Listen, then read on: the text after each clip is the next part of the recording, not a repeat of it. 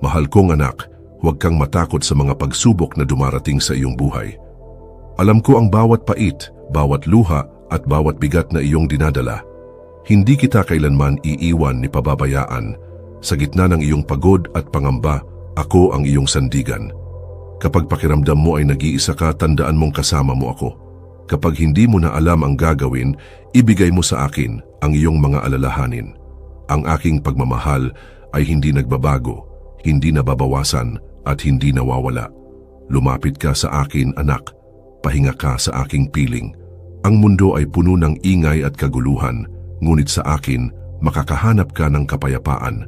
Ang iyong halaga ay hindi nasusukat sa mga pagkakamali mo, kundi sa aking pag-ibig na walang hanggan para sa iyo. Manalig ka dahil may magandang plano ako para sa iyo. Magtiwala ka dahil hawak ko ang iyong kinabukasan. At higit sa lahat, huwag mong kalimutan, mahal na mahal kita.